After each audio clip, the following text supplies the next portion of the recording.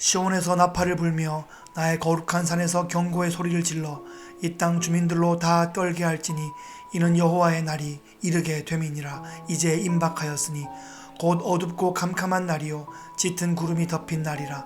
새벽빛이 산 꼭대기에 덮인 것과 같으니 이는 많고 강한 백성이 이르렀음이라. 이와 같은 것이 옛날에도 없었고 이후에도 대대에 없으리로다. 불이 그들의 앞을 사르며 불꽃이 그들의 뒤를 태우니 그들의 예전의 땅은 에덴 동산 같았으나 그들의 나중의 땅은 황폐한 들 같으니 그것을 피한 자가 없도다. 그의 모양은 말 같고 그 달리는 것은 기병 같으며 그들이 산 꼭대기에서 뛰는 소리는 병거 소리와도 같고 불꽃이 건불을 사르는 소리와도 같으며 강한 군사가 줄을 버리고 싸우는 것 같으니 그 앞에서 백성들이 질리고 무리의 낯빛이 하얘졌도다. 그들이 용사같이 달리며 무사같이 성을 기어오르며 각기 자기의 길로 나아가되 그 줄을 이탈하지 아니하며 피차에 부딪히지 아니하고 각기 자기의 길로 나아가며 무기를 돌파하고 나아가나 상하지 아니하며 성중에 뛰어 들어가며 성 위에 달리며 집에 기어오르며 도둑같이 창으로 들어가니 그 앞에서 땅이 진동하며 하늘이 떨며 해와 달이 캄캄하며 별들이 빛을 거두도다. 여호와께서 그의 군대 앞에서 소리를 지르시고 그의 진영은 심히 크고 그의 명령을 행하는 자는 강하니 여호와의 날이 크고 심히 두렵도다. 당할 자가 누구이랴.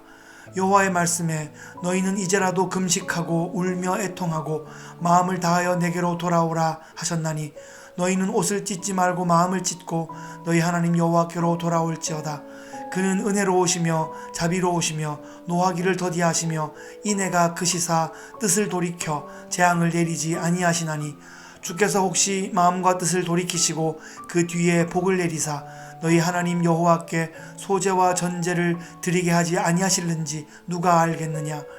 너희는 시온에서 나팔을 불어 거룩한 금식일을 정하고 성회를 소집하라. 백성을 모아 그 모임을 거룩하게 하고 장로들을 모으며 어린이와 젖먹는 자를 모으며 신랑을 그 방에서 나오게 하며 신부도 그 신방에서 나오게 하고 여호와를 섬기는 제사장들은 낭실과 제단 사이에서 울며 이르기를 여호와여 주의 백성을 불쌍히 여기소서. 주의 기업을 욕되게 하여 나라들로 그들을 관할하지 못하게 하옵소서.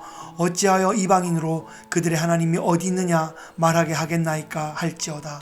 시온에서 나팔을 붑니다. 전쟁의 경고입니다. 성중의 백성들은 다 두려워 떨 것입니다. 전쟁이라니요.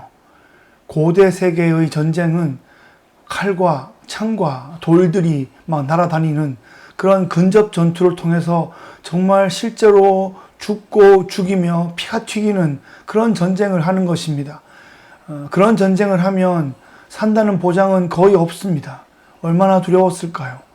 시온에는 성전이 있기 때문에 시온에서 나팔을 분다는 것은 영적인 의미가 있습니다. 전례 없는 아주 강력한 나팔 소리입니다. 많고 강한 군대가 이르렀습니다. 역사적으로 보면 아수르의 군대일 수도 있고 바벨론의 군대일 수도 있습니다.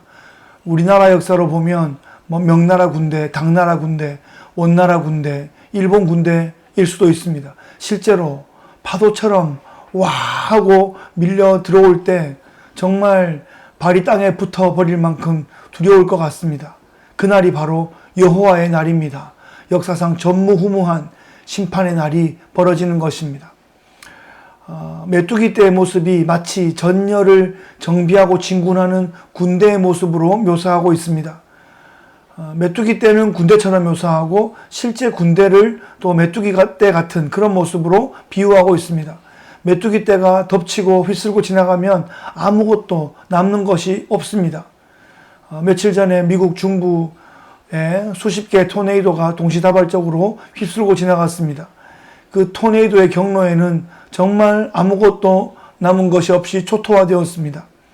메뚜기 떼로 인해서 땅이 진동하고 하늘이 떨고 해와 달이 캄캄하고 별들이 빛을 거두을 만큼 어마어마한 위용 있는 그런 모습으로 메뚜기 떼의 재앙을 보여주고 있습니다.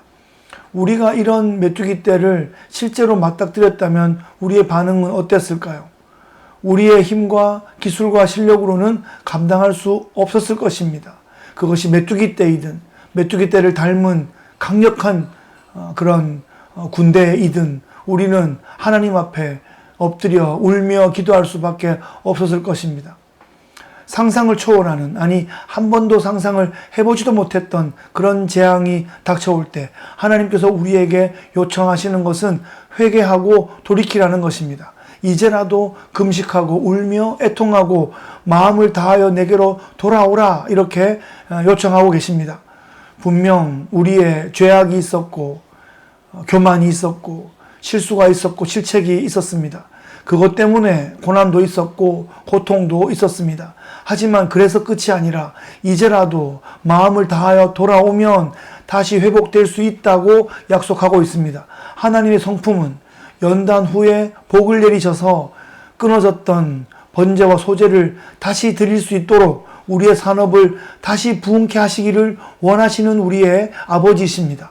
그래서 장로들도 나오고 어린아이도 나오고 젖먹이도 나오고 신랑과 신부도 나오고 제사장들도 나와서 회개하고 같은 마음으로 기도하면 하나님께서 회복의 기회를 주시겠다는 그런 약속입니다.